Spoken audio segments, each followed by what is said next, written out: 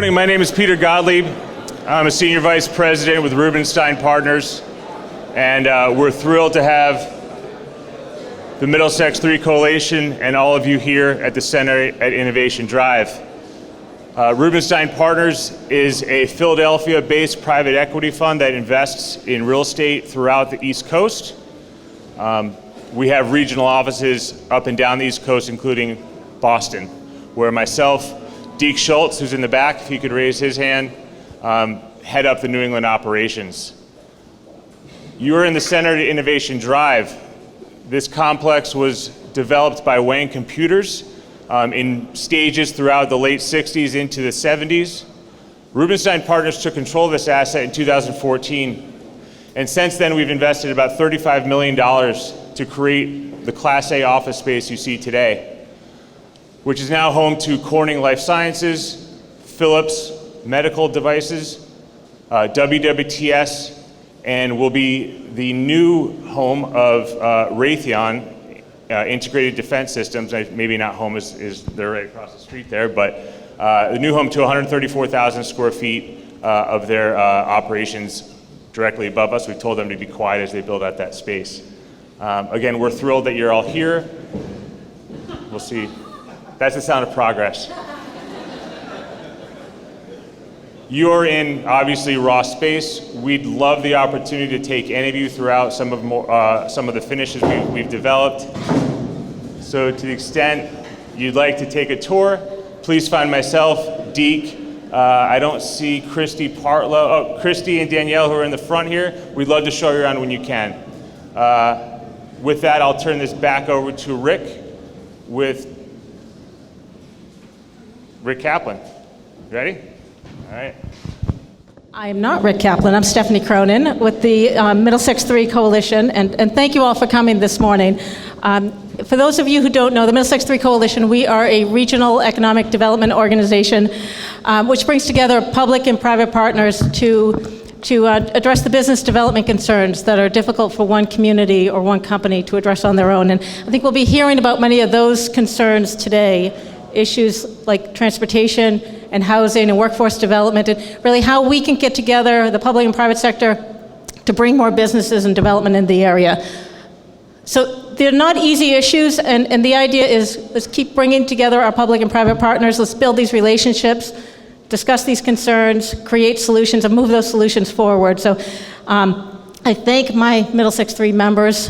They include the municipalities in the Middlesex 3 region, the real estate stakeholders, educational and workforce development resources, community groups, and the larger companies in this area. We've got about 120 members. And if you haven't been involved with Middlesex 3, I'm going to do a shameless plug. I invite you to attend one of our meetings this fall. We've got a number of meetings on a business leadership series, one on transportation policy. We have another on resiliency and sustainability. We have a meeting with U.S. Congresswoman Lori Trahan. We have our monthly thought leadership events. We've got a series called What's Happening in Middlesex 3, which is just a chance to open up the doors to some of the companies and communities and let people know what the development is going on in the area. And so our first one is in Waltham at Verizon, and we'll hear what's going on at the Innovation Center there. So if you'd like more information, I think there's information on the tables. Also, please talk with me as well, too, and Erin Kakinda. Where's Erin? Erin's back there. If you haven't met Erin, she's our marketing and membership director. She's great. And I just want to stop for a second and recognize that there's a lot of work that goes into these meetings, and this wouldn't happen without the work of Erin Kakinda. So thank you for all your work, Erin.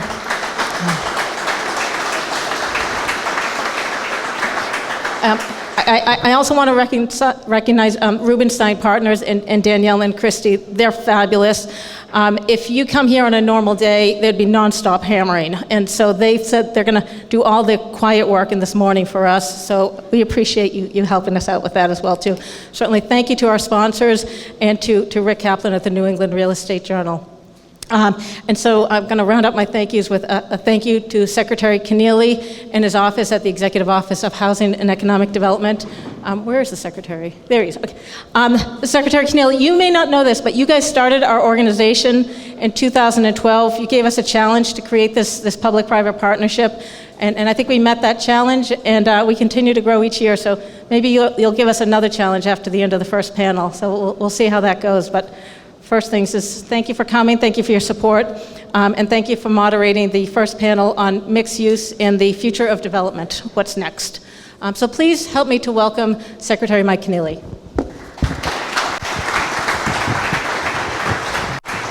Well, good morning, everybody. It's great to be here and looking forward to a great panel discussion.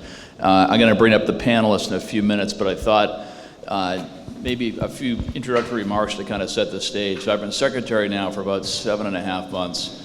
I was an assistant secretary in the first term of the Baker-Polito administration. And a few observations now as I've been traveling the state very actively the last 7.5 months. One is the economy continues to be really, really strong. Unemployment remains below 3%. It's been that way for a long time. It's been below 4% for most of the administration. We've added about a couple 100,000 new jobs since the start of the Baker administration. So the economy continues to be really, really strong. With the caveat that those are average numbers. And not every region, not every city and town has that same economic experience as the average. So we really strive to make sure we have prosperity all across Massachusetts. The other observation I'd add is that we are in the middle of a housing crisis in the state, and that's not overstating it. We have in the last 30 years produced less than half the rate of housing than we did in the prior 30 years. We have the third highest home values in the country. We have the highest rent for a 2-bedroom apartment in the country. We have vacancy rates for both home ownership and rental properties that are a fraction of where they ought to be. So we're in a housing crisis. And the third thing I mentioned is that we have a real need for transit-oriented development. I think the smartest thing we can do from a housing standpoint is create more multi-unit housing near downtowns, near public transit. I think that satisfies a lot of objectives. Fourth, I'd point out the fact that we have some incredibly vibrant clusters in our economy, and part of our goal, we'll talk about this on the panel, is, for example, for life sciences, which has been very strong around Boston and Cambridge for years, how do we expand the footprint of that sector outside of the areas where it's traditionally been strong? And finally, I have to make note of the governor's housing choice legislation, which he filed at the end of February. We think it will address one of the root causes of our housing crisis, which is the difficulty cities and towns face when they go to rezone properties for housing. We think it's really important legislation. We think it will free up housing production of all types everywhere across the state. So a few items kind of context to kind of set the stage. Now let's have the panel come up and have a good panel discussion. Thank you.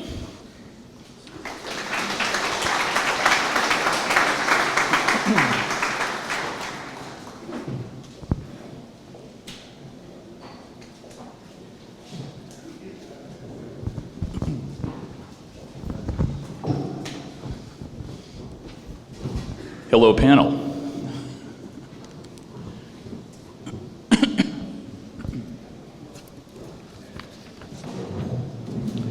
So I think what I might do first is ask each member of the panel to provide a quick introduction of themselves and their organization, and then we'll get into some questions for the panel. So Eric, you want to kick us off? Sure, thank you. My name is Eric Green. I'm a vice president at Erlin Construction. We're based in Burlington. We've been there for 42 years. The company does life sciences work, academic work, corporate fit-out work, new corporate buildings. But my job is to head up the residential group, so I'm involved in all the multifamily housing, and yes, I'm extremely busy right now. All the senior living and all the hotel work that we do. We have about 105 employees and extremely active in the area. Great, thanks, Eric. Good morning. My name is Lisa Maroney. I'm the Director of Business Development for the town of Chelmsford, and my role was recently created by the town last year in a concerted effort to retain and attract business to the corridor of Route 129. We've created, as you've all received, a brochure, Chelmsford Crossroads at 129. We have a website, and the master map in there shows all the areas of opportunity that have been happening within that specific corridor. So if anyone's interested to learn more, I'm here and available to talk, and I'm looking forward to it.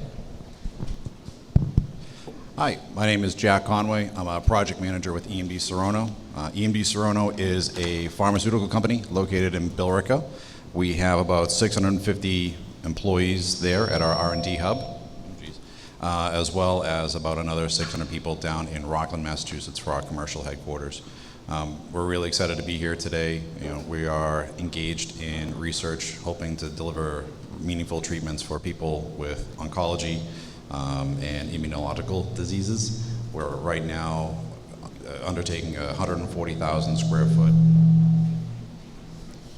140,000 square foot mixed-use lab and office building on our campus in Billerica. So we're really excited to be here to be part of this conversation. Peter Gottlieb, Senior Vice President of the Rubenstein Partners. Sal Lapoli, CEO, Lapoli Companies. We are a vertically integrated company that focuses on mixed-use developments as well as hospitality.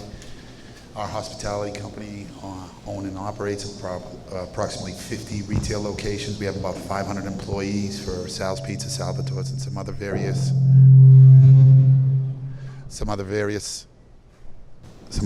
businesses. Also, we have a construction company with Lapoli Companies and a management team where we own and operate approximately, by the end of this year, be close to 5 million square feet of commercial real estate, retail, housing, manufacturing, life science space. So we're here to talk about what TODs mean to the Lapoli Companies and what some of the great cities and towns in Middlesex 3 have done for development companies. Thank you. Well, great. Thank you all. I want to kick it off with a question about housing. And as I mentioned, we are in the middle of a housing crisis. We need a lot more housing units to be produced across Massachusetts. So let me start with a question for Lisa.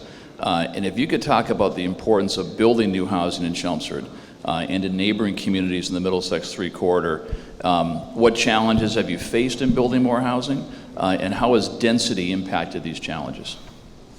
So housing in Chelmsford, when you look at my focus of the crossroads of 129, we have a 623-acre office park, and we've been bringing in workforce housing into that area. Very challenging to do, as you know. It's fully built out. We have no raw land or empty space, so we've been creatively putting these projects together. We've recently put in about 325 market rate units within the corridor within that office park. So for today's crisis in those times, it's really challenging, and I think that speaks well to Chelmsford's effort of creating very flexible zoning, very welcoming, business-friendly project and permitting. So we've already been working ahead of that as best we can. In regard to the concern of density, the developers are watching the market and building what's kind of in demand. So they've been putting together 1-bedroom, 2-bedroom units, not necessarily working towards 3-bedroom or larger units. Every time you hear about housing, the conversation goes right towards traffic. So there's that balancing act of bringing in housing, being sensitive to what the community and constituents will support, but as well, we're trying to be that change maker within the crossroads, bringing in housing in an office park, and developers are interested. So how do you walk that fine line of making that happen? And that's part of a team effort ongoing. You can see other areas of opportunity on the brochure that we've handed out, so there's more conversations coming forward. But that the density question is top of the list, and we start that with a head-on conversation and figuring out how best we can get projects over the finish line, and we're making it happen with these new housing projects that you see on the brochure. Have there been particular zoning challenges in Chelmsford? There have been, but in the 2 years I've been part of the team, it's been a really eye-opening experience that we are not afraid of having those sensitive conversations, and if a project comes forward that doesn't neatly fit into our structure of business development, we make changes, and sometimes it gets, Chelmsford's always adapting, but that's what we're doing to create successful projects in Chelmsford. So we've recently gone through another zoning change. About 2 years ago, we put in the Business Amenity Overlay District, and then about 6 months ago, we lifted the drive-through exclusion and now are permitting drive-through restaurants up to an office building in our office park as a way to attract a food entity, which is not really heard of before, but we got that through.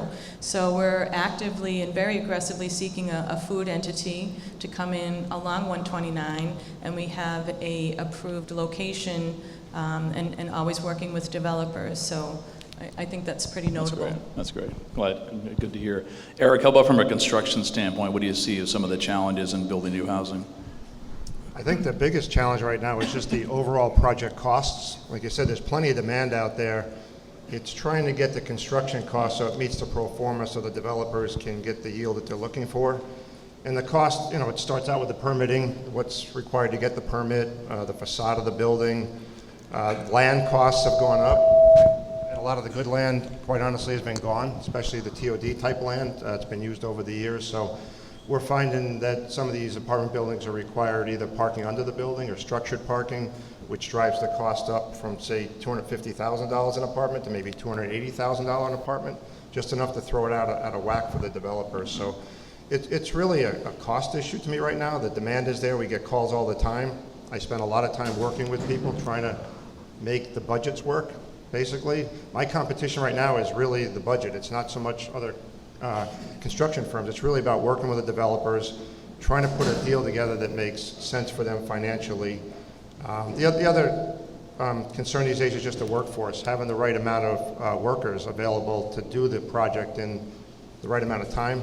We find ourselves having to add a month or two to construction schedules just because we know subcontractors are extremely busy and it's going to take a little longer to build the building. So those are probably the two biggest things, cost and just trying to get the right workforce. Okay.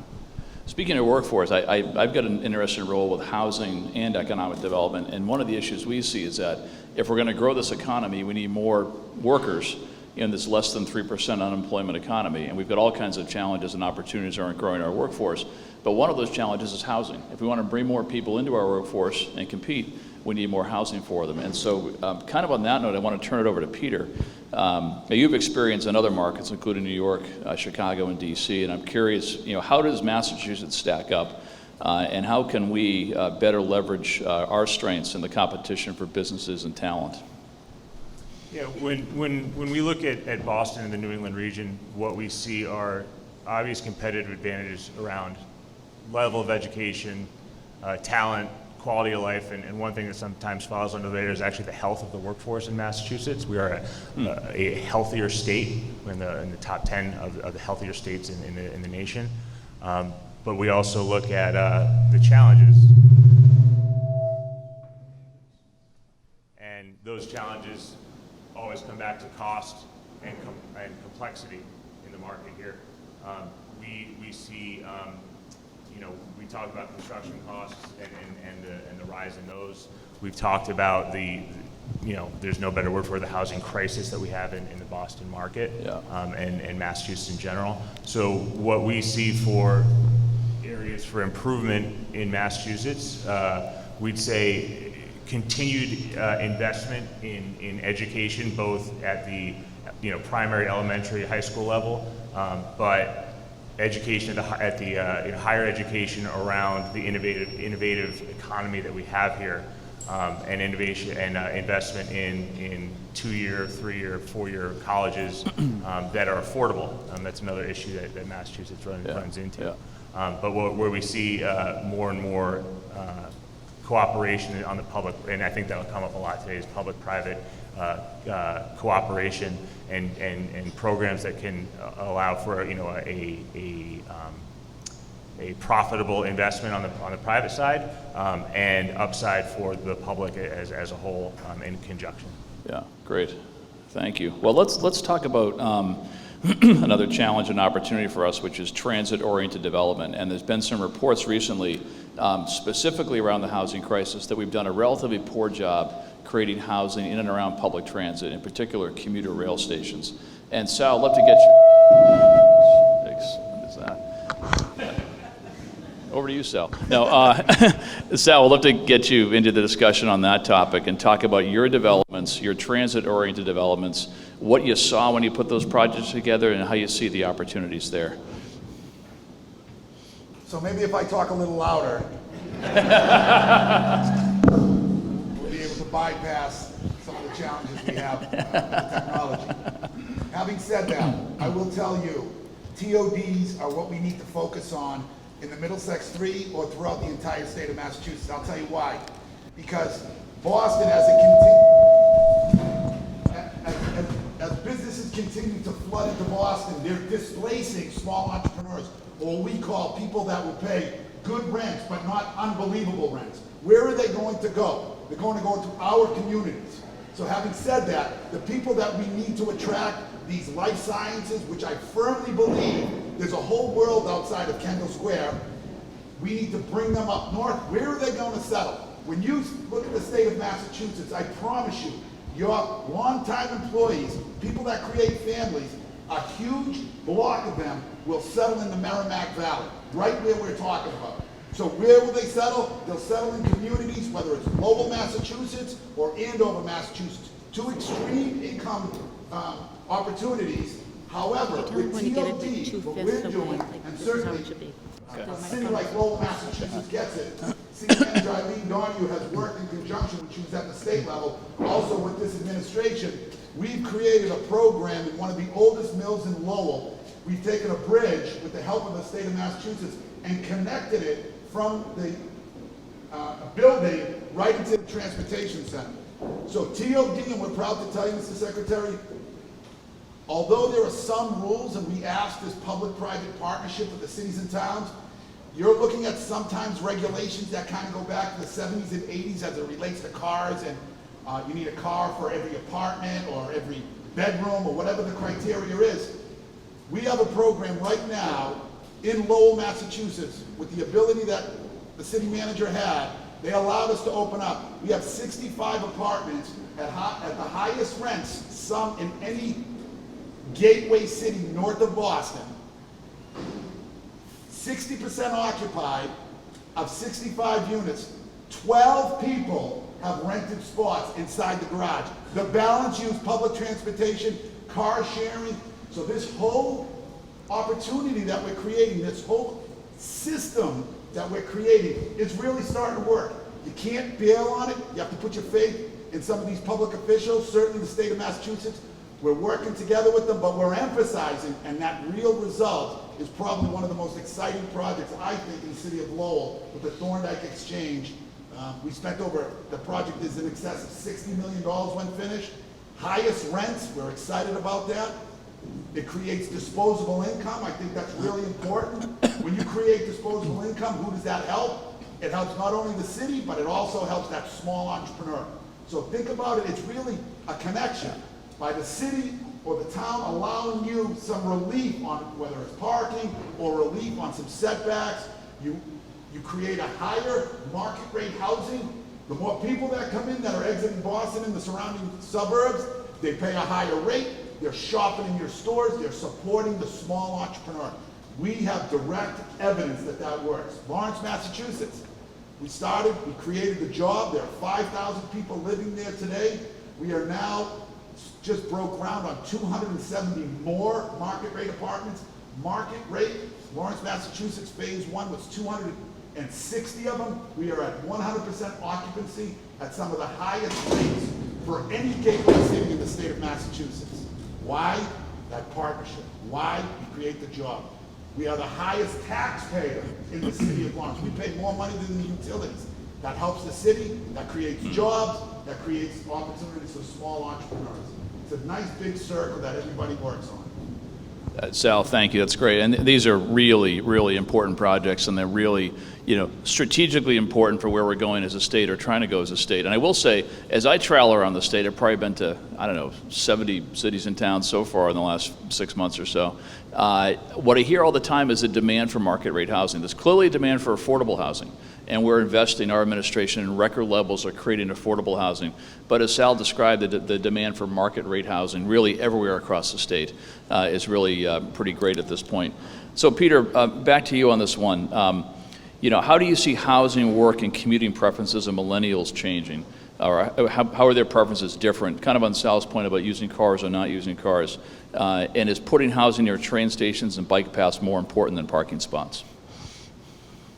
Well, Rubenstein, we're traditionally office investors, but we have to think about housing. We have to think about demographic shifts. And when we think about housing, what we've seen in the last 10 years or so subsequent to the financial crisis is we saw what was perceived as a potential structural shift in housing preferences, that everyone was moving to urban core. But what we've seen since really 2011 is a gradual shift, and now a significant shift towards suburban, gateway, and exurban, what we call exurban, which is really beyond suburbs, possibly 30, 40 miles outside of city locations. And this is back to what we've seen throughout since World War II, which is people grow up, people get married, people have families, and they need access to good schools, they need access to space, and they need affordable housing. What we have seen as far as trends go is smaller houses. It's not the 4,000 square foot colonial anymore. It's a efficient 2-3 bedroom home. They are interested in access to lifestyle amenities, and less so. What we see is sort of they want access to gyms. They want access to grocery. They want access to outdoor activities, real, experiential activities, less so than city centers. We think that is an important trend, that there will be, you will need access to retail, but it's not the grand, the large shopping centers that we all grew up with. So, just a couple statistics that I don't have committed to memory, so I'm going to mention this, but as far as the millennial population and the groups that are moving out to the burbs, in 2013, only 36% of millennials had children. In 2018, it's up to 55% and growing. These people cannot live in downtown Boston in a 1.5 bedroom apartment. 62% of millennials want their next home to be in the burbs. So that's interesting. If they're thinking they're in space now, they may be in an apartment, but when they think, what's my next home going to be, 62% they say they want to be either in the suburbs or in rural communities. And finally, another statistic, I think this is really interesting, and flies in the face of sort of what we consider cocktail conversation at Rubenstein. We say these are easy things to digest, but when you sort of dive in and peel back the onion, there's interesting statistics here. 84% of millennials either own today or plan to own. So we think that ownership is still a desirable, lifestyle for the housing market that needs to be addressed, and there are challenges to that. Specifically, markets like Boston, sort of to circle back to my previous answer, that's a challenge, is the cost of housing in Boston. Right. And there's so much transparency now with millennials in where they can live. You can see what lifestyle looks like in Raleigh. You can pull up Instagram, look at a park, say, hey, what's going on in this park? And 5 seconds ago, you can see that they had a concert. You say, hey, that looks like an interesting concert.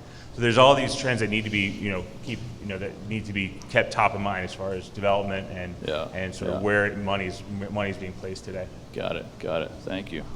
Well, let's talk about this Middlesex 3 region. It's home to great companies like Kronos and Lowell, Lincoln Labs in Lexington, SI2 and Billerica, a lot of great companies. I mentioned before, we got a very strong economy, very low unemployment.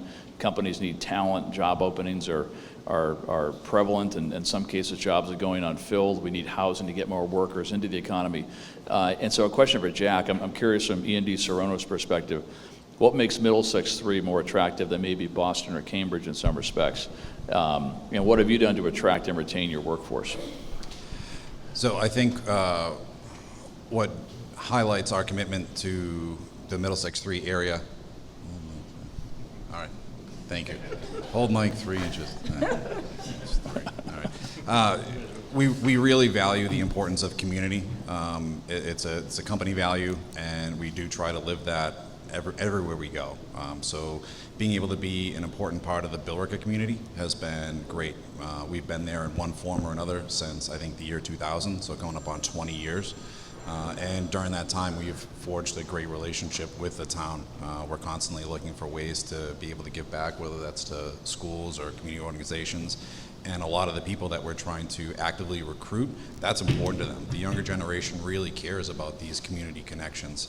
So we can go in and demonstrate that we're not just saying we're doing these things, but we're actually doing that, whether it's through community service days, where we repaint the Billerica Boys and Girls Club and rebuild picnic benches or build a ropes course out there. We're always looking for ways to reaffirm and make those connections. And beyond that, obviously, you have a lot of life science in Boston and Cambridge, so how do we differentiate ourselves from our competitors? And we really try to focus on the individual. Money is the same no matter where you earn it, but if you're working for a company that can demonstrate that they care about you as a person, I think that really goes a long way.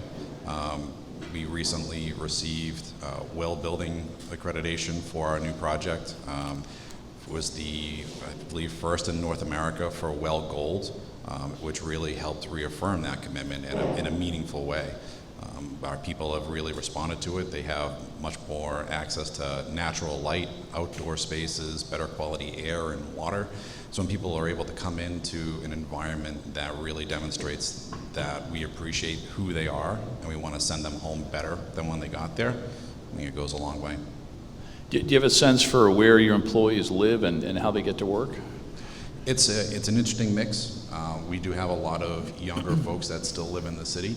Yeah. So you're talking about transit-oriented development, and that's where Middlesex 3 has been huge for us in helping the pilot shuttle programs to get some of our younger employees and actually some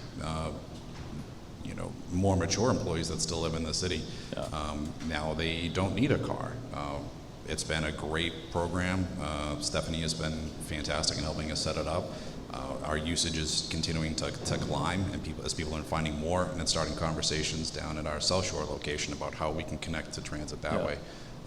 We worked with the state back in 2011 to get an MBTA bus stop put in, and 8 years on, that's still getting heavy rotation, not just by our people, but folks that live and work in the complex, the hotels nearby. Yeah, great. So Eric, kind of on that theme of public-private partnership and support from the state or local government, can you talk about a project where you've had a meaningful public-private partnership and the role that played in getting it over the finish line? Sure. I ran our Connecticut office for 7 years, and while I was down there, we did the Store Center project at UConn. I don't know if anybody's familiar with the area down there, but UConn really didn't have a lot to do for students. They had some 30,000 students with not really a town center or restaurants or anything to do. So that was a public-private partnership. The university certainly understood they needed to attract more and better talent to the school, both for academics and sports. There was a private developer that was interested in doing some student housing there, Educational Realty Trust. There was another developer that wanted some retail and restaurants on the first floor. So they all got together with the Mansfield Downtown Partnership, and we built Storrs Center over the course of 3.5 years. It's been a huge success. They went from 11,000 applications for freshmen every year to 30,000 applications for freshmen after Storrs Center was built. They've been able to attract better professors, better students, both academic and athletic. So that's just one example of people that had a common goal, because it really has to be a win-win for everybody involved. And it took them a long time to pull it together, but it's been a huge success, and all throughout the state of Connecticut, people talk about it and are aware of the success that it was. Okay. How about something in Massachusetts? I have not been involved in a P3 in Massachusetts. I've been involved in a lot of TOD type of work, so I can't comment on Mass, sorry. Fair enough. Well, I do want to talk about some more about life sciences, and just for context, we believe in Massachusetts we have the #1 life sciences cluster in the world. We have had the Mass Life Sciences Center now for about 11 years. The governor signed a $623 million bill last year to continue our investments in the life sciences sector. It's a really critically important driver of our economy. I mean, truly statewide, we're trying to make it that way. And our strategy has been a couple of things. One is to make investments in basic research, provide research grants to our great academic medical centers and others, helping to grow the workforce in life sciences. We've got an internship program now for years that does about 550 internships every year. We provided capital grants to middle schools and high schools and others to help train students. We provided direct support for companies wanting to grow here. So it's a really, really important part of our economy. And it's been one of our objectives in our administration to grow the footprint of the sector outside of Boston and Cambridge, as I mentioned. And so we'd love to have some discussion about that. And I'll turn it to Lisa first and talk about, love to understand how life sciences figures into Chelmsford's economic development plan. And can you discuss some of the opportunities you see there and what Chelmsford and other suburban communities in the Middlesex 3 area can offer to these companies. Thank you, Mr. Secretary. So in regard to life science on the crossroads of 129, we have excellent opportunities, and in such we've been touring a small bio incubator through some of our buildings, and the challenge, and our spaces kind of look like the one we're in here today, but the challenge that we face is, as a municipality, the negotiations between the private property owner and the potential tenant, and the cost of fitting up life science space can be sometimes inhibitive. So we often look towards the Mass Life Science Center for incentives and fitting up and building materials.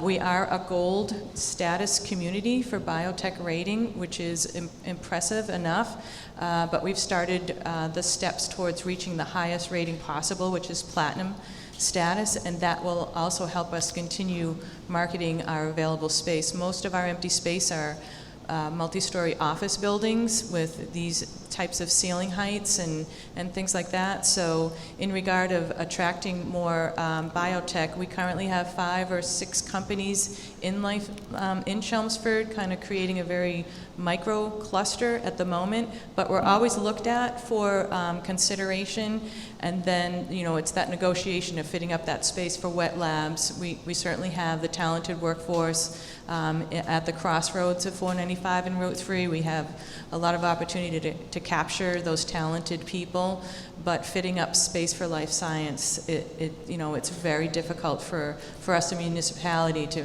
be involved in that negotiation, and what we do is look towards the state agencies to support us through that process. Yeah, absolutely. Great. So Sal, you've done a number of really successful mixed-use projects with residential and commercial space, and I'm wondering, how do you see the life sciences opportunity? How do you see integrating life sciences into your portfolio of commercial space and mixed-use developments? Do you see that as an opportunity? So we're going to try the 3 inches. Keep it nice and close there. So I think it's wrong to look at the state of Massachusetts or a community, for example, Lowell or Chelmsford or Billerica, and say, as a developer, okay, what are you going to do for me in order to bring life sciences? Because life sciences cost so much. We're building 20,000 square feet right now as we speak and sit here today of life science space. A lot of it is on spec. Now let's talk about that a little bit.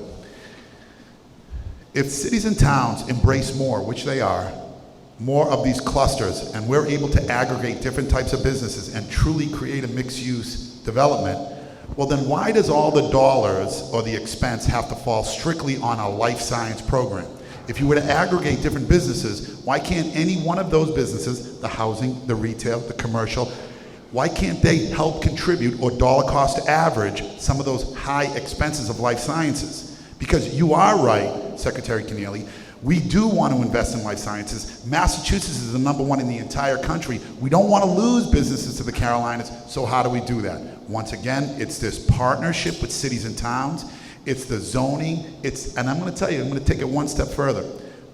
The reason we have so much success in the city of Lowell with the product we have is because we formed a relationship with not only the zoning and planning, which was unbelievable, but also the building departments. So when you go back to your communities and you have these inter-meetings between your departments, realize that developers like us, when we come into your community, we've chosen your community, if we can get the supports from your building, your fire, your police department, then you will incentivize us more to come into your communities and develop. But by having an opinion when it comes to life sciences, it might be, if you were in a supermarket, you would call it a lost leader. You might break even on it, or you might lose a little bit of money, but maybe we're making it up in the residential component. Maybe we're making it up in the retail, the office, or some other program there. They want to be next to TODs. The life sciences will gravitate to the TODs. As a developer, I've realized the exit strategy will not be 3 to 5 years on a life science TOD program. As a developer, if you really want to invest and become part of the fabric of that community and get that community to invest in you, realize as a developer in the life science world that your horizon is 5 to 10 years. Once you can embrace that, then your profit margins will continue to increase because you'll look at it over the horizon of the 10 years. It'll be much more profitable.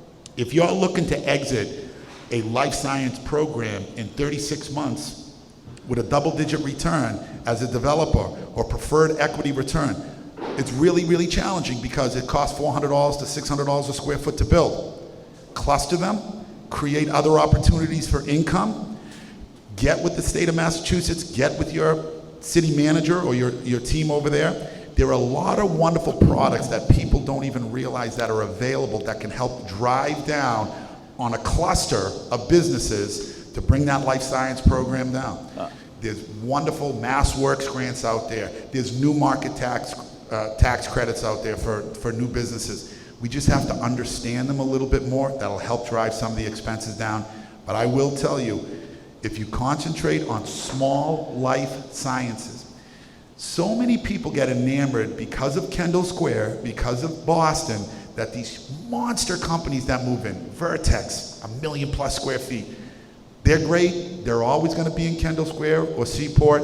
Where are the small entrepreneurs that get produced out of Lowell in the life sciences, or Merrimack College, or some of these great community schools that we have? Focus, if you're a city or town, on that small entrepreneur who has 4 or 5 employees. Cluster them together, and all of a sudden you'll wake up and you'll say, well, we just put together 3 businesses taking 20,000 square feet of life science. Life science is a funny business. People get intimidated by it, but as a developer, if you embrace it, they all almost use the similar kind of a program. They use the similar kind of air circulation. They use similar kinds of applications. They use similar kind of power. So if you're able to cluster those together, then those life sciences, because at the drop of a hat, they can go from 2,000 square feet to 30,000 square feet. And they'll always stay with the girl that you took to the prom, if you're a guy, and vice versa. They'll always stay with you if you're in the right community. They'll be loyal to you. And that's what we talk about, loyalty to the communities, because the communities are loyal to us. And Sal, have you seen demand for commercial office space and lab space, or is it one or the other? And what, sir? Lab space or office space, or is it all of the above? So right now, we're experiencing, we have 3.2 million square feet in Lawrence, Massachusetts. We are building new buildings in Lawrence, Massachusetts, ground up construction, 30, 50, $60 million projects to produce more life science space, to produce more commercial and office space. However, having said that, in the 3 that we're talking about right now, the Middlesex 3, we are seeing a larger demand, for example, in Lowell, when it comes to innovation, life science space. But we're also seeing other people, and this is the truth, we're getting a migration of businesses exiting, and let's just talk about this for 1 second. If I'm in Somerville on 93, and there's no traffic, and I can drive on the highway and be in Faneuil Hall in 60 seconds, well, guess what? I'm in Boston.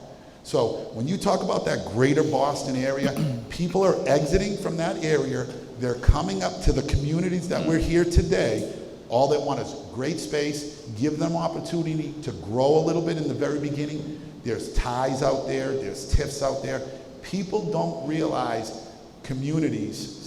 There are a lot of communities that get it, but the power of a TIF, the power of a tie, those are the little things that you put in this salad or this spectrum of opportunities that drives the cost down for the developer, passes it back on to the company, and those are the companies, those life science companies, those are the ones that will take advantage of it.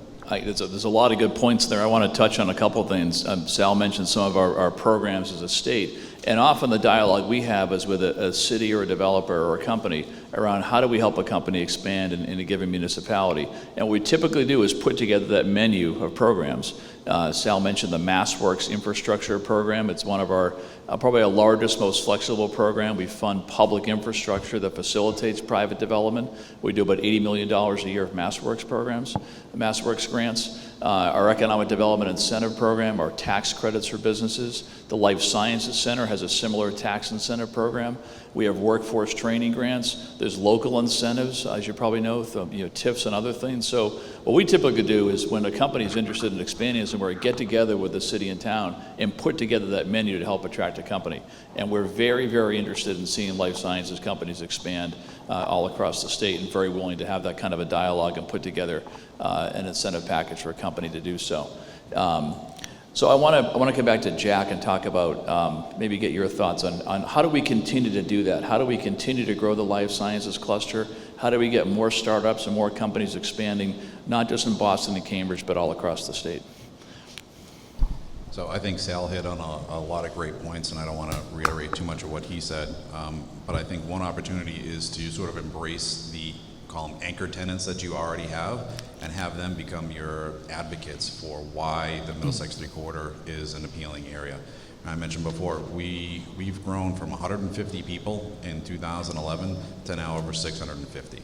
So like, we are a living example of a smaller group that has grown and grown and grown because we've had the capability, and we love the community, we love being here, and we will talk to anybody that's willing to come in about the benefits that are being there. There's trade-offs for sure. You have traffic, there's not a lot of public transit where we are, but we can address that. So I think reaching out to the other firms that are there that are being successful and love the communities that they're in, they become your strongest advocates of why companies should come here and be successful and grow. That's great, thank you. Well, why don't we wrap it up? I just want to do kind of a quick, maybe kind of lightning round of each of the panelists and just talk about anything we didn't cover, any particular challenge or opportunity or issue we didn't talk about in this discussion. I think, one of the things that we're doing right now is we're doing the 150,000 square foot building for Jack and his crew at EMD. We're also doing an apartment building right up the street of 211 units for Alliance Residential. We built the 3rd Ave area in Burlington where the Wegmans is, and the 2 apartment buildings and the Archer Hotel. The Archer Hotel, excuse me, what they're seeing is they're seeing a lot of the EMD people staying there during the week, the visitors. So it all kind of works together, like we're all saying. It's interconnected. But I guess the one thing I'd like to leave everybody with is if we all work together from very early on in these projects, if you get your trusted partners together in a room, everybody has a common goal of what you're trying to do, what the budget is, and you kind of work through it, we can get there together. But it really takes everybody from the investors to the architects to the contractors to the towns and the permitting process, kind of all getting together and being on the same page. Because at the end of the day, that's what's going to drive the cost, is what everybody decides in those meetings is going to be what I'm going to have to come back and say the building's going to cost. So I think everybody working together is really the key. Great, thanks. Lisa? I had to reiterate that, and also what Sal's comment was that me being in business development, I'm trying to be a facilitator amongst the departments to make the process as streamlined as possible for the end user. So I'm trying to take out all the pain points along the way. And being a municipality, to promote the Chelmsford Crossroads, we're talking about a park owned by private property owners. So in my position, in trying to influence change and to create a new identity and new branding, it's a challenging situation where I need to stay neutral in some regard, but I'm also promoting the town and bringing interest to the empty spaces of private property owners. So I think that's a challenge, and I do rest a lot on the incentive packages that come from the state and the resources that are available in the toolbox to help developers, and I try to really present a proposal package that creates, just creates conversation and open to any type of out-of-the-box kind of conversation is how Chelmsford's going about that. And again, with our permitting and zoning and biotech designations, we're trying to create that package. But I do see a lot of my colleagues here in economic development and business development, so we do coordinate in a regional way at times as well, because we all influence each other, we all affect each other with the workforce and the housing and the jobs all in the area. So we're all on the same team, same as what you're saying. So I appreciate your interest in the Crossroads at 129. Great, thank you. Jack? I think just continuing to harp on the benefits of what the coalition is able to provide and having those conversations, like Lisa said, to understand some of the hurdles and pain points that some of the companies are dealing with. I mentioned before working with Stephanie on our shuttle program. That was something that we were struggling with internally for quite a long time. We have a lot of co-ops and interns, Northeastern, BU. These are 20-something kids that don't have cars. How do we get them out here? They were carpool. Somebody was lucky enough to have a car. Now our shuttle is getting 12 to 16 people a day from the city out to us. And that's something that we wouldn't have done as easily, or certainly as timely, had it not been for the Middlesex 3 Coalition and Stephanie. And Eric also brought up a great point that I overlooked before. The hotels. We are proximal to, I think, 3 hotels right in our immediate area. I can't tell you how many times we have global visitors that are coming in that aren't able to stay anywhere within the vicinity of our site. They're going out to Woburn or Lowell, and once they see that, it's a 30, 35-minute drive time, I'm just going to stay in Boston. So we're losing out on that because there's not enough density and availability just for amenity spaces like that. Interesting. Great. Thanks. I'll come back to sort of demographics and demand. I think sort of the key thing that we think about is to be in this for suburban towns and municipalities. To attract the companies, you need to attract the talent, and to attract the talent, you need to be amenitized. And to be amenitized, I have the mic, so I get to plug this asset a little bit. This was, again, former R&D facility for Wayne Computers. It now has a farm-to-table cafeteria. It has a gym that would compete with any Equinox downtown. We're considering a co-working opportunity in Building 300. We are also LEED and well certified here. There's a conceptual challenge for some employees to be out in the burbs, and it has to be met and it has to be addressed. And that comes at the property level for us. It comes at the municipality level for those town and city and county managers. Okay, thanks. What do you say, Sal? Yeah, so I'd like to talk about 2 things very, very important to developers.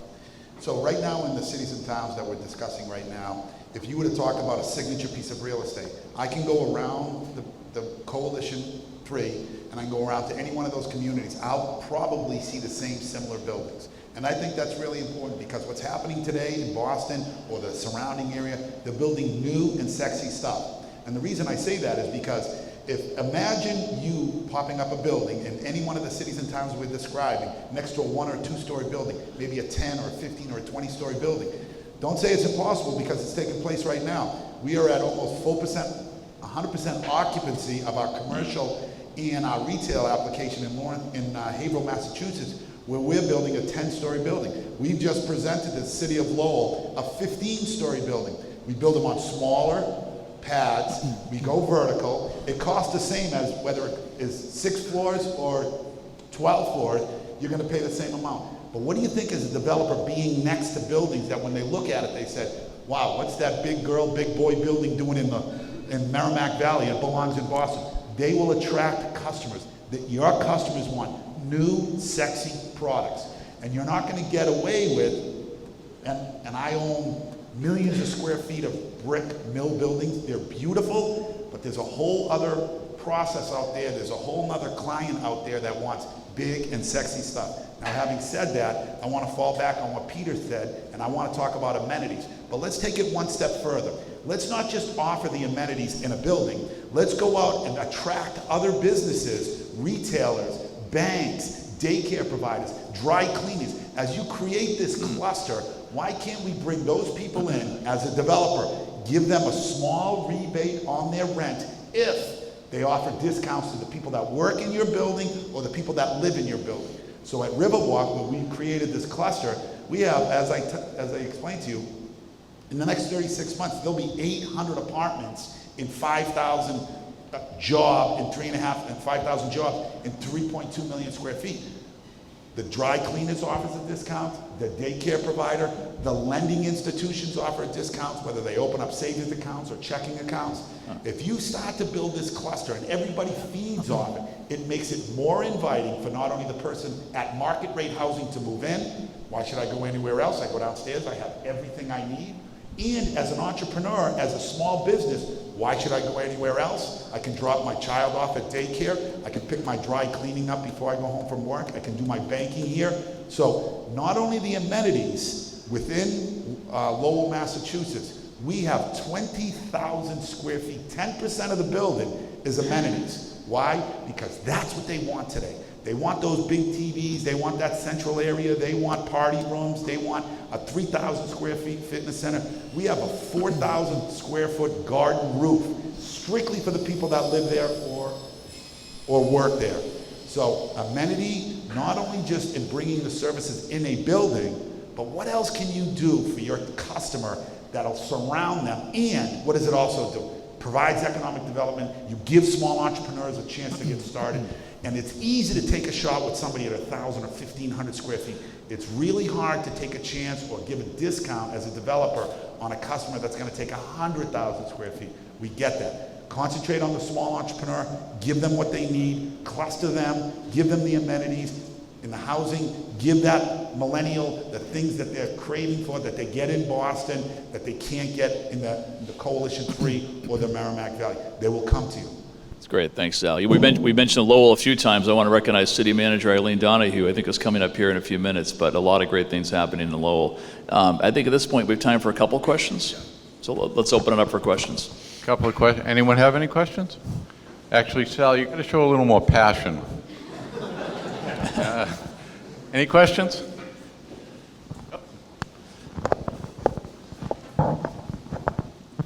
Hi, thank you.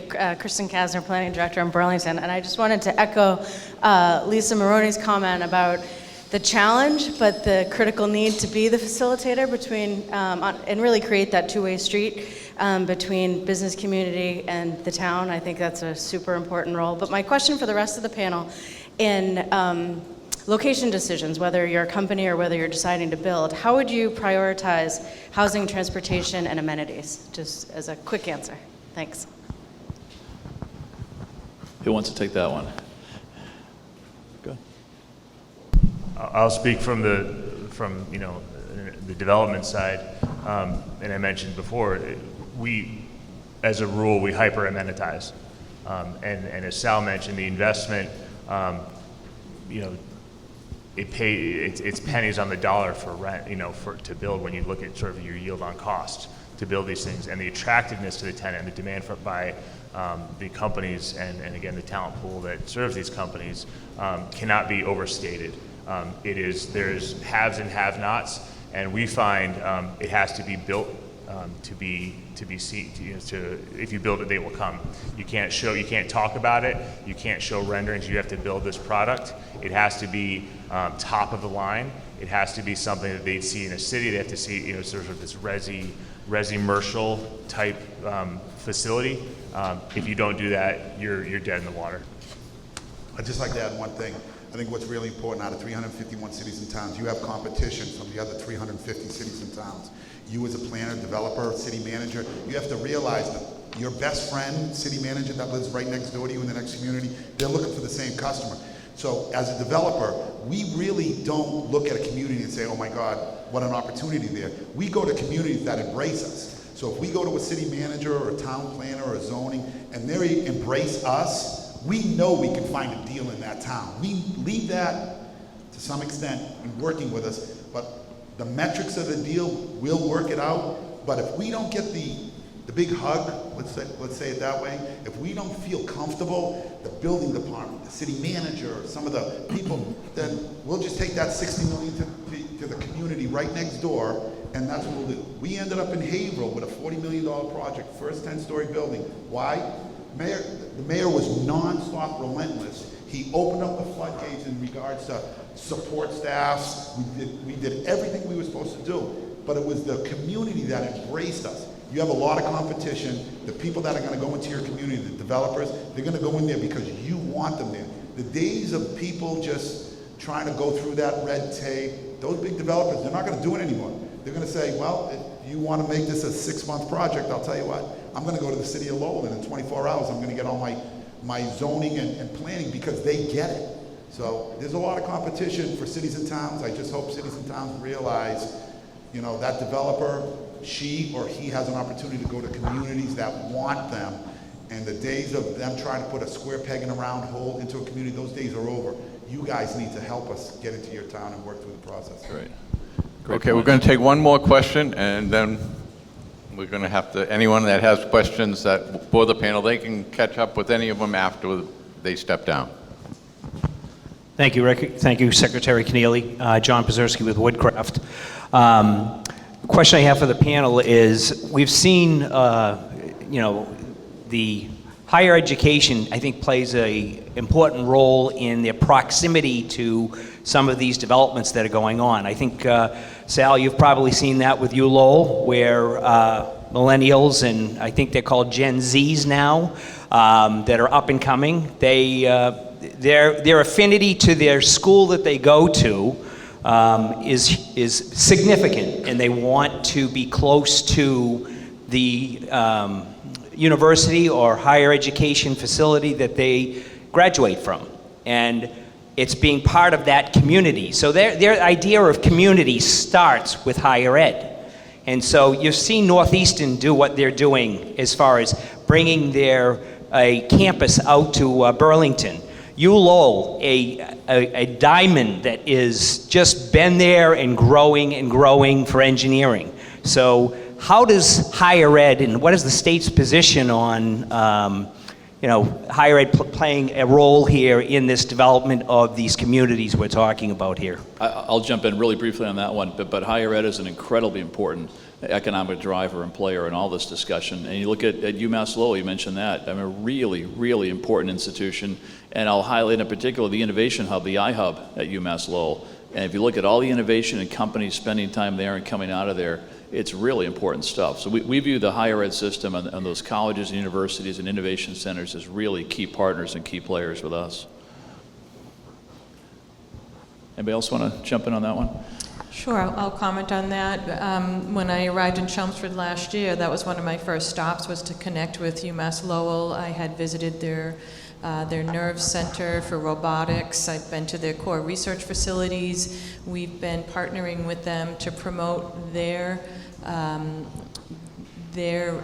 equipment and testing for life science companies that are available for use, either renting labs or using their equipment. So it really helps the area to get established where they don't have to buy millions of dollars of testing equipment. They can go to UMass Lowell core research facility. So I find that very important as a resource when you're attracting businesses to empty buildings, specifically in Chelmsford. We're 15 minutes away from UMass Lowell, so I connect with them continually, and certainly don't lose sight of Middlesex Community College and Northern Essex Community College. Those play an important role in the pipeline for workers in the area. And there's so much opportunity here between 495 and Route 3 and 129 and all the highway accessibility. It's really, for me, for what I see, is a perception and an awareness factor on behalf of the town of Chelmsford of just closing these loops and getting the word out.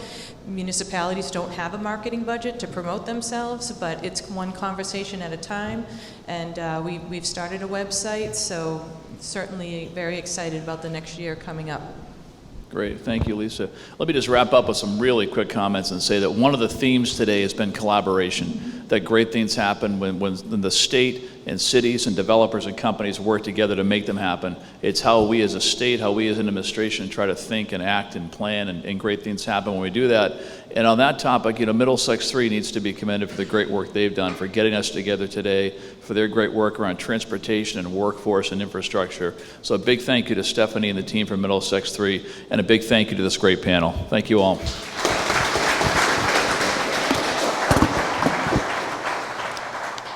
Well, welcome. I want to thank Middlesex 3 Coalition, as well as the sponsors, New England Journal of Real Estate, for sponsoring this, and all the sponsors today. This is a great turnout, and the first panel was terrific. We look forward to the second one. So I'll do a brief introduction of me and who I am, and then I'm going to ask our panelists to do the same for each of them. So as Rick just mentioned, my name is Eileen Donahue. I'm the city manager of the city of Lowell. I've had that position for a little over a year. Prior to that, I served in the legislature in the Massachusetts Senate for about 8 years, and I represented the first Middlesex district. I also had a chance and opportunity in the Senate to chair the Joint Committee on Economic Development and Emerging Technologies. And so I had a bird's eye view of all of the things that have been going on for the past several years, both in our communities and in our state, how the state is trying to partner, and I think Secretary Keneally did a wonderful job explaining some of the initiatives that are underway in the state to support all that you are about trying to do. So in addition to representing Lowell now, I represented many of the communities in the Middlesex County and Middlesex 3 Coalition area, and I've seen some of our friends and managers here today. So I look forward to this panel. We have an outstanding panel of experts here, and so without further ado, I'm going to turn this over to our panelists so that they can each tell you a little bit about themselves. So we'll start with Brent right here. Thank you, Eileen. My name is Brent Bogle from Bogle Architects. We're very excited about the economic climate in New England and proud of our part in renovating buildings and repositioning them. So I'm hoping to speak today about and answer some questions about how that is best done from a designer standpoint. I have some thank yous to make. Thank you, Lisa, for being here today. As many of you know, by the repeating good timing graphics that we have acquired, the Stefano Architects from Portsmouth, and Lisa and Julie are here today, so please say hi to them. It's a great, great match. Bill Jean set us up and about a year ago, and we're already finding great traction across the New England states for design. 40 people in the company, located in Harvard and Portsmouth. Our principals are primarily accomplished designers that worked in some large Boston firms at one time or another. Our work is specifically in the healthcare field, life sciences, lab space, lab-ready space. But we joke that we do everything from breweries to churches, and we generally don't talk about that when we're interviewing for a church job. But we're doing a lot of breweries these days too.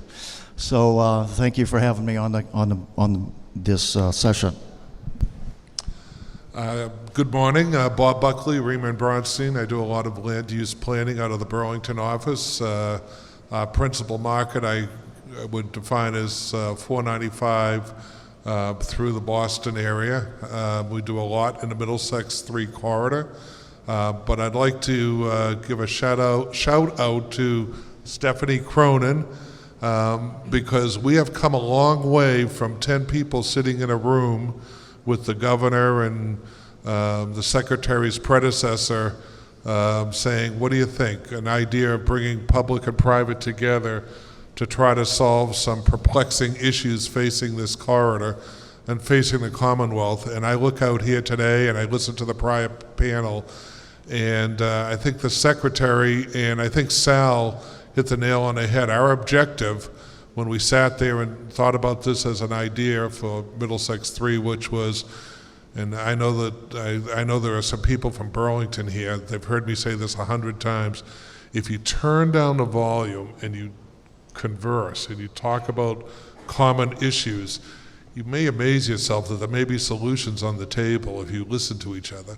But in the last 7 years, I think we've put some major issues on the table, and if we leave our personal agendas at the door and try to solve the bigger issues, I think we've all surprised ourselves with the number of people here. I think that's a testament to it, that there are solutions, and there's a lot of work yet to be done, a lot of work yet to be done by those out here, because you're the future of it, but we're making serious progress, and it's exciting. So thank you.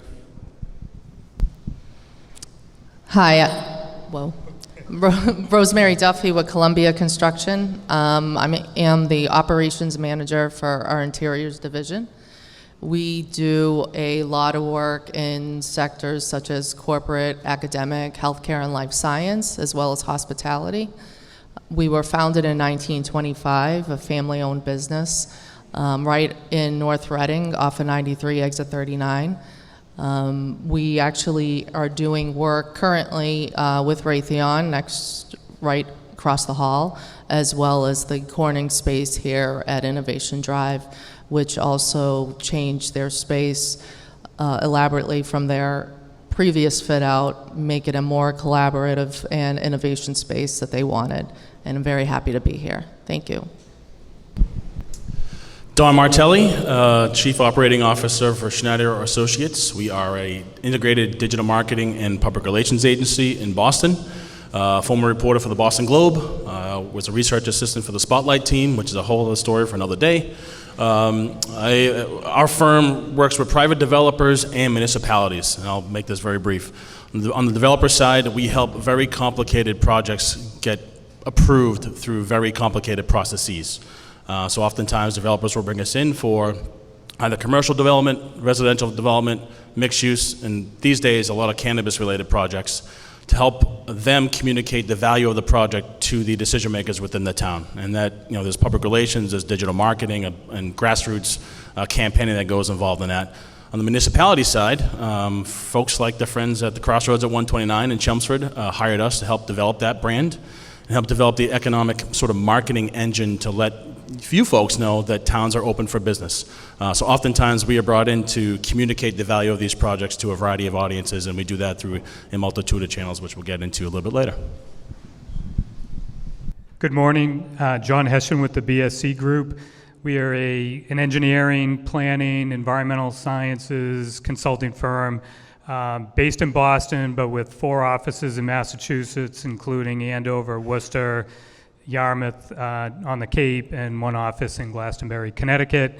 BSC has been active in design and permitting of private sector and municipal projects in the Middlesex 3 area for over 50 years.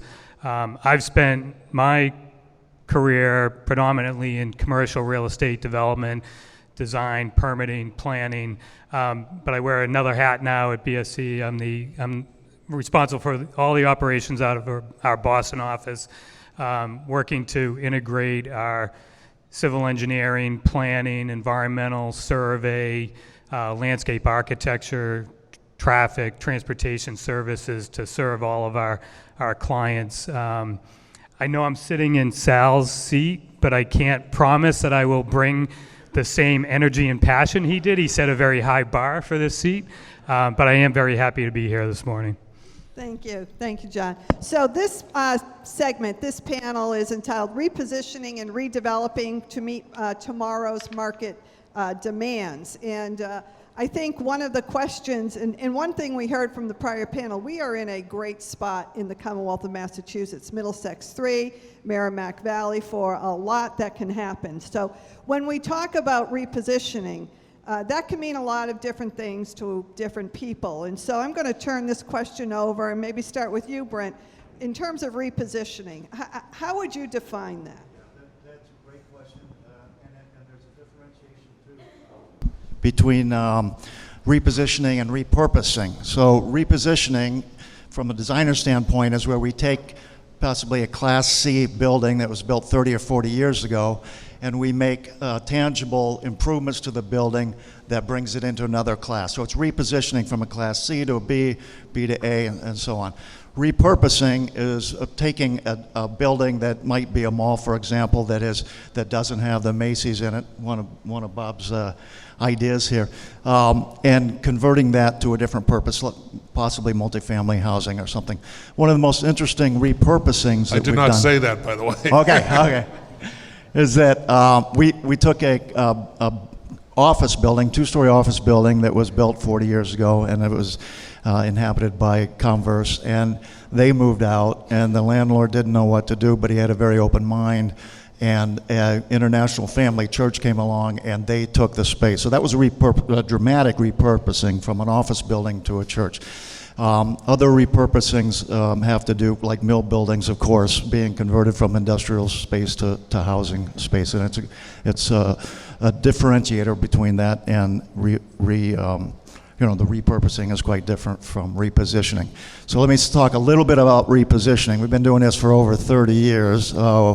And it's the things that make it work are experiential to the tenant. Our job is to get the building leased for the landlord, right? So it starts with the first viewpoint of the building, even maybe the neighbor's property if it's not well kept. You have to influence an experience to the visitor to the building so that they want to be in that building. And we can talk in some more detail about what those things are, but basically it has to be a great first impression, so it usually means a renovation of the building facade, and then you got to back that up with a wow factor. When they get through the front doors, there's got to be a lobby that says wow. So we're doing many of these in this area. We did 3 buildings on Omni Drive in Chelmsford. We're doing 2 on Bill Ricker Road, Chelmsford now. And it's basically dressing up. I hate the phrase putting lipstick on a pig, but that's what some of our clients think we're doing. I said, no, it's a little bit more complex than that. But it's taking a product that is outdated and making it fresh and new and desirable to tenants. Thank you. Bob? Yeah, I think it goes deeper. Not from what you're saying, but what I've seen the communities do, which I think goes unnoticed, is in the last, I would say, 5 years, and I've made this comment elsewhere, is that a lot of the communities, and I think the general public doesn't appreciate this, is they've upped their game a little bit. It's one thing to reposition property ad hoc, or repurpose it ad hoc. It's another thing to understand what do we have, where is the market going, how do we fit into that market, and are we the right community for that repurposing or repositioning? Some communities are better than others. And to that point, a lot of these communities have upgraded their staff by bringing on true professionals that are being encouraged, some better than others, some communities get it better than others, to develop an expertise in understanding market dynamics, how the market feeds off other components. The prior panel talked about how housing feeds off amenities, how clusters feed off each other, and how everything is interrelated. And the communities are making the subtle investment because I don't think it's broadcast to the general public the way it should be, about understanding where the community is going and the expertise that is being brought to bear to understand who we are and how do we go there. There are a lot of communities that say, oh, we want to do biotech or biofarm, but they don't understand they don't have the floor-to-ceiling heights that work in some of their older buildings. And so they're investing all this marketing money or going out there saying, well, how come we can't attract biofarm or biotech? Well, you don't have the product that works. But they're now investing in, some communities call them community development, some call them economic development, but you're seeing a subcategory of real true professionals that are understanding and advising their communities. It's one thing to say we've got to ride the wave, it's another to understand how the wave was generated and how it's going to affect the shoreline. And that's a real analytical deep dive, and the communities that do it well will prosper. I see Don shaking his head. You hit. You disagree? You said something important. Communications. And communications. How do communities communicate, or how should they? Sure. So I'm the king of analogies, and I think that the relationship between a developer and their group and cities and towns is like dancing. You sort of figure it out as you're getting into it, right? The developers will often have a vision for a project, and what they can do and what they do well. Then the towns will have a vision as well. It's sort of the square peg into the round hole, and where we come into the process is to make sure that both groups are communicating and educating each other about what they can bring to the market, what the city or town is looking for and needs, and it's less about that particular project at that time, but how it fits, to Bob's point, in the longer term vision, because these aren't just sort of set it and forget it type of deals. You need to create projects that are going to be sustainable and grow with the marketplace. And oftentimes, developers are fantastic at developing beautiful projects, but they have a hard time at times communicating, the benefits to the town in a way that is going to be broad enough for the constituent base to understand. And working in cities are great because you can deal with the city council, but when you're talking about open town meeting, these are hundreds and hundreds of people that you need to convince to get your project done.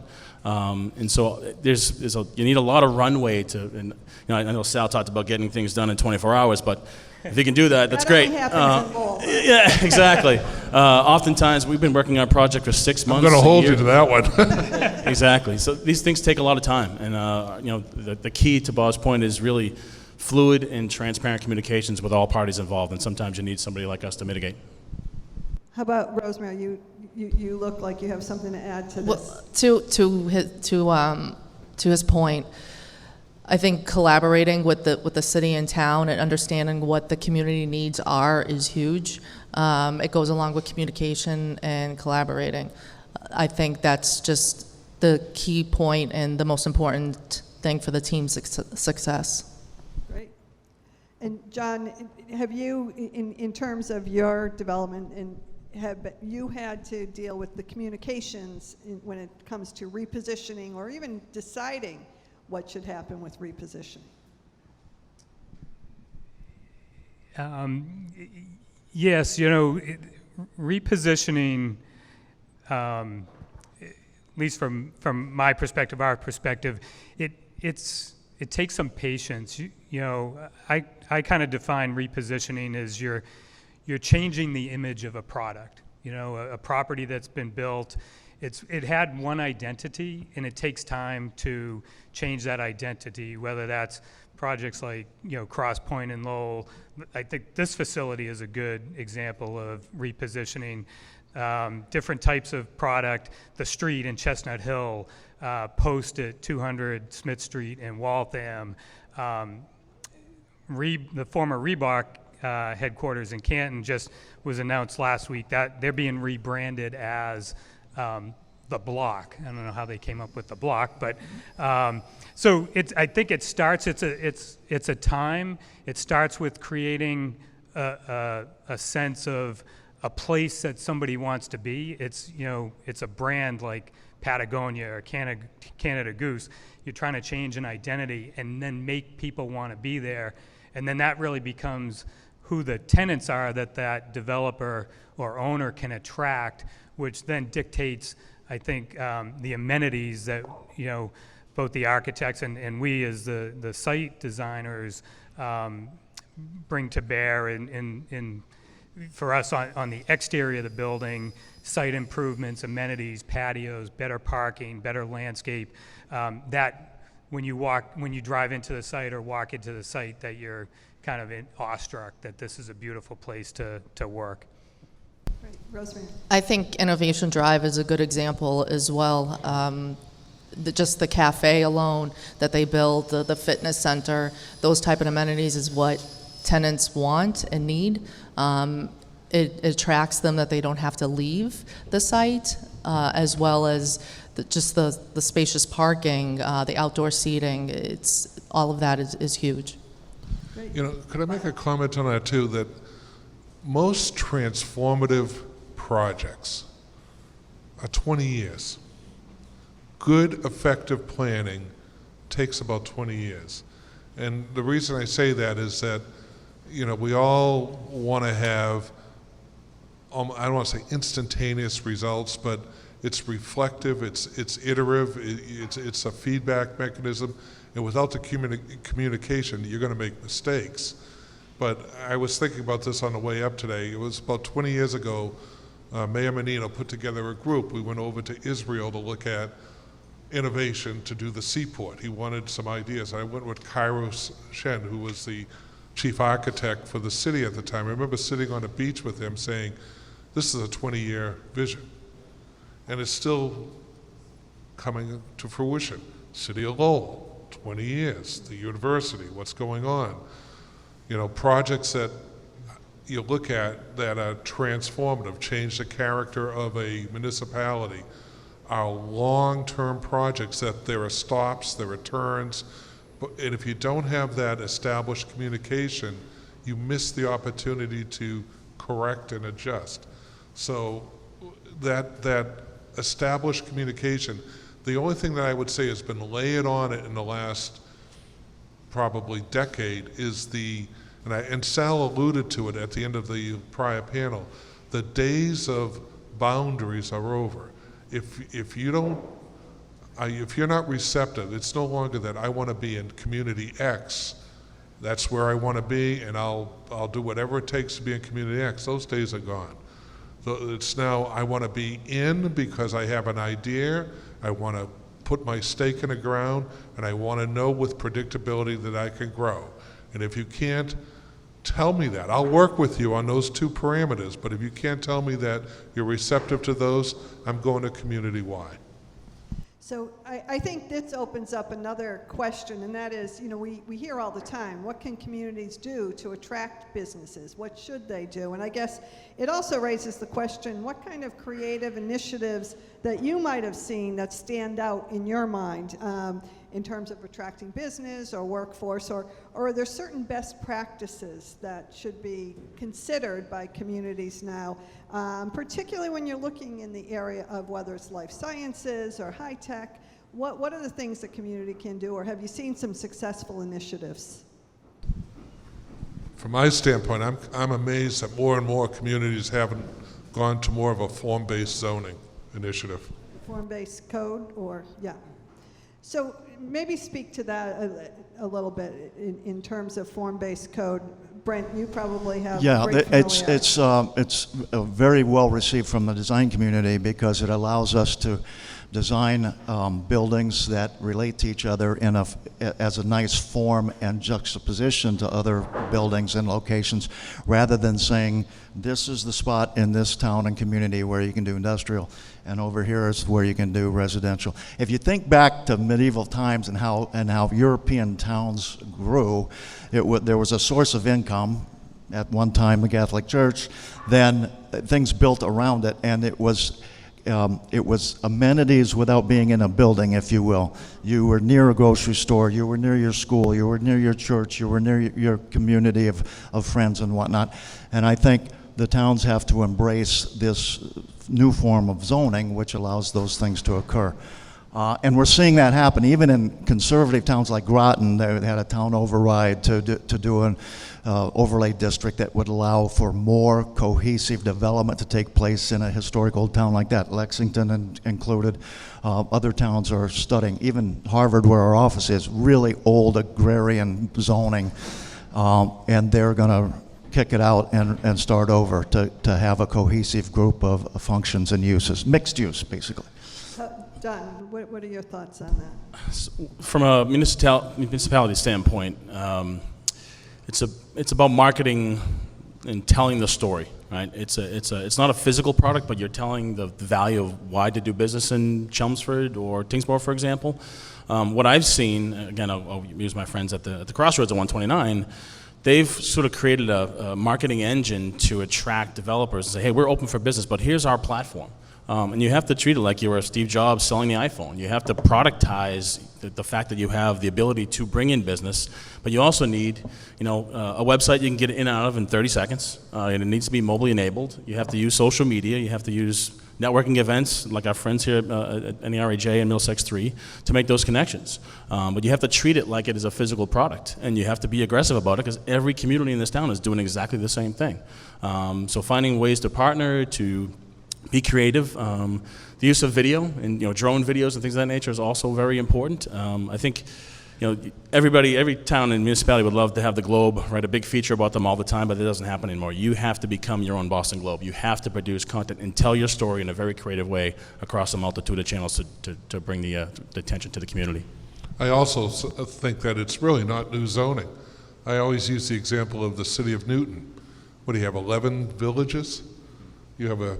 And each one has a separate identity. You're in Woburn, or you're in Chestnut Hill, or you're in Newton Center.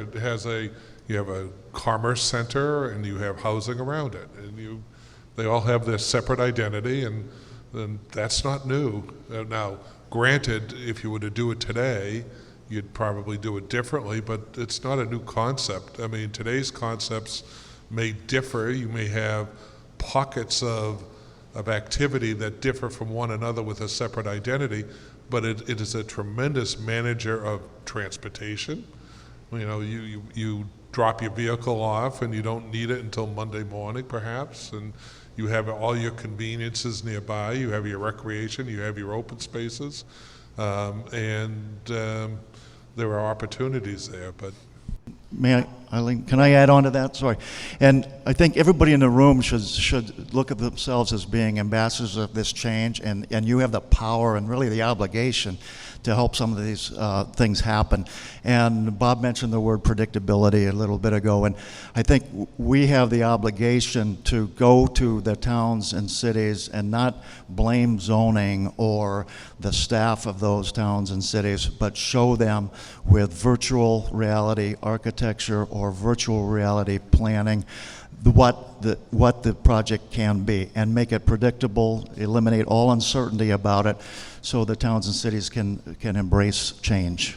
And I'd be remiss if I didn't take an opportunity to give 1 minute ad for the Hamilton Canal District form-based code, ready to go, permitted, and it's actually what Sal alluded to is 15-story buildings. So, but it does help. It does help when developers come in and they know what to expect, and they know they can be in the ground right away and not be taking months or years to jump through hoops. What about, one of the other things I think the prior panel mentioned it, and I think this panel probably should comment. Some of the people that we're trying to attract or keep, millennials, we hear a lot about that, as well as the baby boomers, trying to keep them in the town or aging in place, and what each group of those wants or needs in your developments or in what a town's trying to put forward. And so how do you address both of those constituencies, or can you do that? Well, I think it has to do a lot, again, with the amenities. I keep bringing that up, but I think, you look at Boston and Cambridge, for example, they have everything close into proximity, whether it's a fitness center down the street, whether it's the sub shop down on the corner, and they have public transportation as well.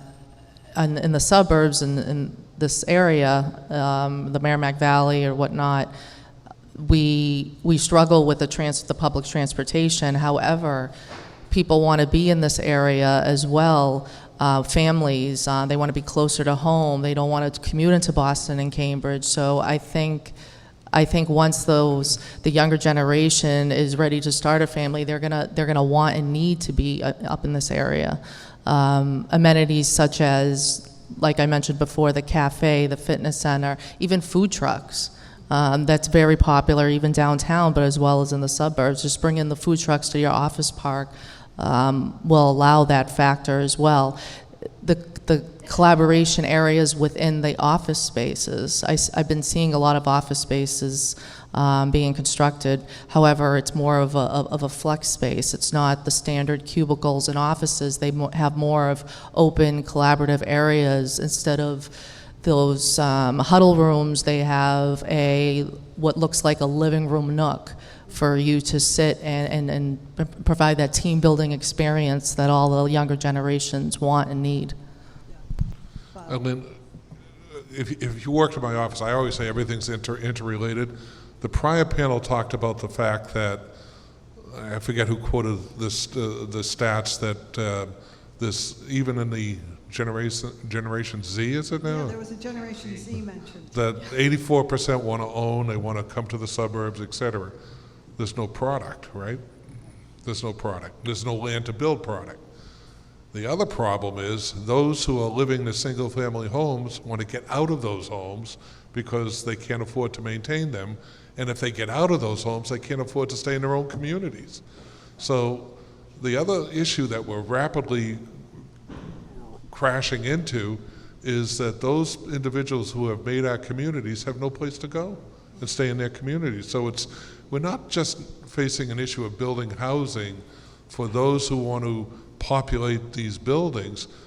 We have to face the issue of we should be thinking about how are we building housing for those who want to stay in their communities in an affordable way.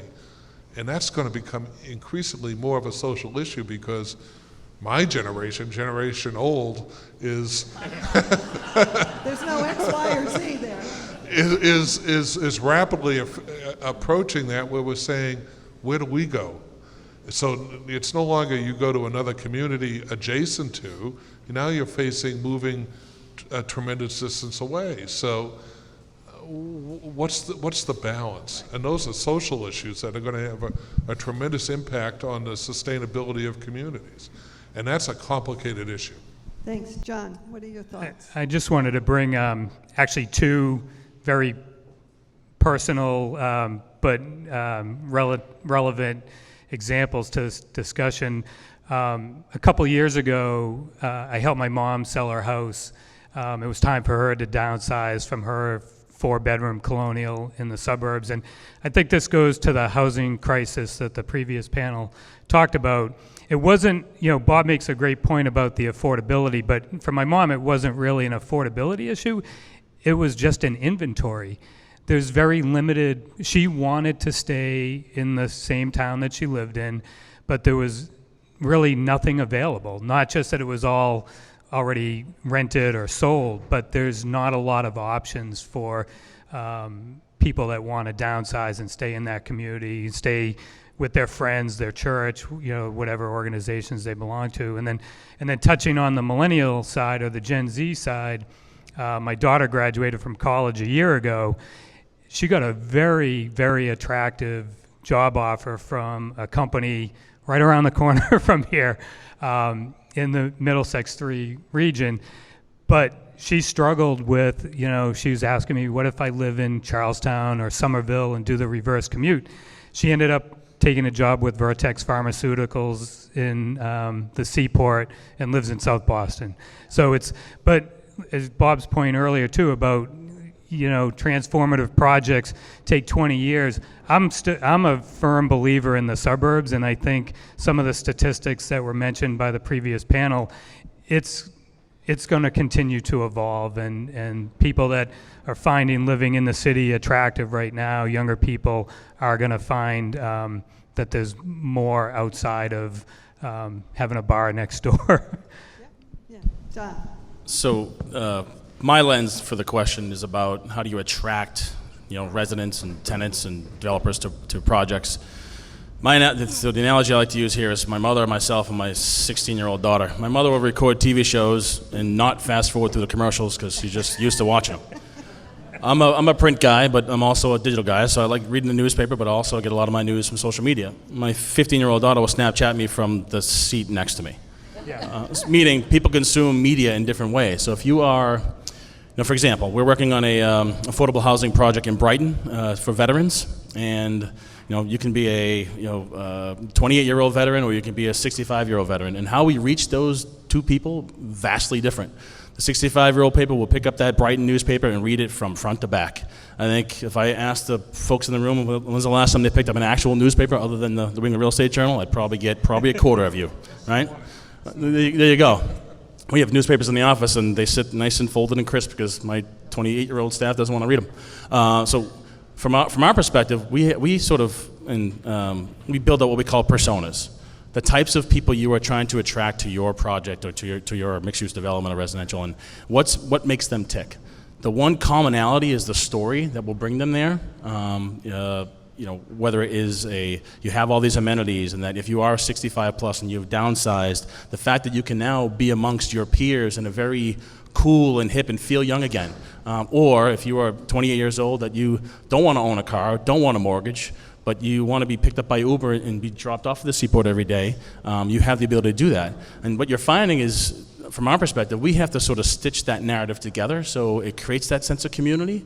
But you do that through a multitude of channels, and it's a lot of sweat equity, but it really starts again with the messaging framework and understanding how people consume their media. Great. Brent, what are your thoughts? Well, it's funny. I know that there's huge differences between empty nesters and people who are moving and the millennials and the younger generations, but there's also I think the important things are there are commonalities that are more important than their differences. For example, no matter what age, everybody wants a vibrant quality of life. So we can control those things, quality of a building, quality of a place, make spaces and places exceptional so that whatever age group you're in, you're going to enjoy that space and feel comfortable in it. So I think there's a lot of commonality between the two, and that's where we should focus. Great. Thank you. So I know we want to leave time for some questions, but before we go to questions, I thought I'd open it up to the panel for any comments that you'd like to make on this topic or any others. Well, I'll start. I think that we have to, I just mentioned some focus on the commonalities, and I think that what we have to do in this market where things are so hot and expectations from developers and clients are extremely high, that we don't take any shortcuts in design, in our planning, in our municipalities, how they do their zoning. So sometimes when we're moving so fast, we take our eye off the ball, and I think we have to stay focused on quality. So let's just make sure that a group of people as distinguished and accomplished as this keeps that in mind. I would just say that, particularly with respect to the municipal side, things are changing so rapidly. Information, to Don's point, is so available and so quickly digested that if the municipalities invest their resources, they should invest it in talent to stay up on the current trends and how they interact. I mean, who would have thought 10 years ago we'd be testing driverless cars on roads? I mean, really. I mean, if you had asked anyone in this room, would you allow that on your streets? Would you have allowed it in the city of Lowell? I don't think so. Sometimes I think we have them, but... Right. So invest in talent to anticipate, digest, and advise, and communicate. Rosemary. I stole her word. Yes. I think just as far as the repositioning, some communities are doing it more than others, but I think that all communities are moving in the right direction. Everybody's listening and communicating, and listening to the needs, the wants, and the must-haves. So I think we're all moving in the right direction as an industry. The one commonality for us is within the 42 communities we've done work in the past couple years, is to make sure if you're on the developer side, don't forget about the political climate locally. We're heading into election season, and a lot of politicians will use these projects to either raise their platform or attack a candidate. And listen and understand where the narratives are, and understand. Oftentimes you have to play Switzerland, but in between, like I just say, between the Globe and the Herald, it was really the truth. In all that narrative, there will be some commonalities to consider for your project moving forward, but don't underestimate sort of the intelligence you need to gather before you even enter into town to figure out who the players are and where the political narrative is. John, you get the honors of the last. I get the Sal last comment. You got the Sal. I just think that the development world, repositioning, redevelopment world is continuing to evolve with last mile services, with consolidation of industries. To Sal's point, I'll steal one of his points. Companies that were maybe downtown or closer to the urban cores are being forced out by some of the larger or the real estate values. It's just continual change, probably more change than we've seen in such a short period of time. It's going to continue to change. So it goes to the conversation on both panels has been about communication, building that teamwork with the developer, their team, the municipalities, communication between the different departments and boards within communities. It's going to be more and more important as time goes on for communities to want to be successful. We probably all could share dozens of stories of where communities aren't connected, they're not talking to each other internally, and projects just dissolve, they go away. Time kills all deals. So I think it's just being aware of that and communicate and trust. And if you haven't joined Middlesex 3, join and read the New England Real Estate Journal. Absolutely. Rick, we'll turn it over to you.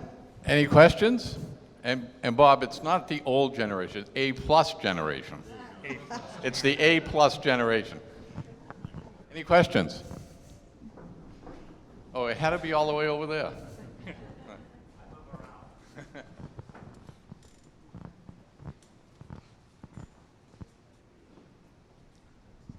Thank you. Thank you, panel. Excellent discussion.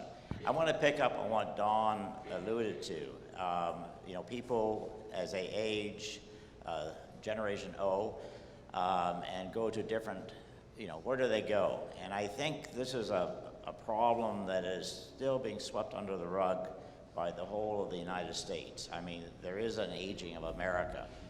And I think there's things that we got to look at in terms of how do we incorporate those getting older, take advantage of their knowledge and experience and bring them into the community, almost in a sense like an amenity that Sal spoke about, but an amenity from working together, learning from them both ways. And so in the housing, real estate in general, I think that's something that should be considered. Thank you. Anybody want to tackle that? George, that you said a mouthful there. So, I think the point though is, and I think you do mention, I mean, it's real, it's there. You mentioned it too, Bob. It's growing every day, and are we really confronting it as we should be? Well, George is a prime example. George, you were at that first meeting, I believe, right? Middlesex 3? You were there, and he's still here. And his expertise and his participation has been tremendous. I mean, and you learn a lot, and participation is critical. So, and there's a lot going on in your city that I think is going to change the whole character of this area. And the question is, how does the average person, because my belief is 95% of the people in the world go to work, go home, eat, take care of their kids, go to bed, do it again. And they don't realize all the great things that are happening. And to Don's point, his job is to get it out there, but the nerve center, the innovation center, the rapidity of these changes is going to change how we function, and how do we manage that. It's so critical. It is. It's definitely a big responsibility, but at the same time, a big opportunity, I think, for all the communities in the Middlesex 3 Coalition area. So I don't think there are more questions. Any more questions? So we'll just close and turn it back to Rick. And I just want to say that, again, thank you to Rick Kaplan and to Stephanie Cronin and the leadership at Middlesex 3 Coalition. You've done a marvelous job. To New England Journal as well of real estate. Thank you for hosting this today. I think it gives us all a view of one of the things that we have all in common, whether it's a city or a town. We're all striving for quality of life for all of our residents, for our workers.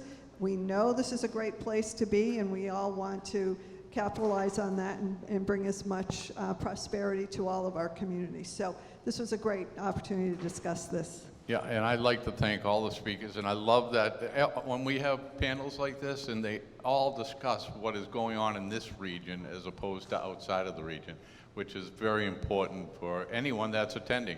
So I'd like to thank the panel, did an excellent job. I'd like to thank Eileen. She did an excellent job moderating. I also like to thank everyone here for attending today. We much appreciate it. I'd like to also thank the M3 Coalition for their partnership in this event every year. It's been a great success for both of us, and I think the communities in the Middlesex region. I also want to thank all of our sponsors, Rubenstein Partners, and if anyone is interested in a tour of this facility, contact someone at Rubenstein. They'd be more than happy to give you a tour of any of the properties on Innovation Drive. Reamer and Bronstein as a gold sponsor. Our corporate sponsors, Bogle Architects, BSC Group, Erling Construction, ABM, Building Value. Our silver sponsor, Enterprise Bank. Bronze sponsors, Allen and Major Associates, Inc., and Jean Diac, I think it's Jean Diac, Credit Union. They're also giving away a $50 gas card if you want to put your card over at their table. Vendor sponsors, Schneider Associates, Chelmsford Crossroads at Route 129, and U.S. Pavement. They will also be giving away 2 Red Sox tickets, and if you've been sitting in front of the post there, you're probably used to going to a Red Sox game. So if you put your card out there, we're going to pick it in about 10 minutes, 15 minutes, and we'll give the tickets to you right then and there. I want to thank you all for coming. You're more than welcome to hang around and network if you want, but this is the end. Thank you all.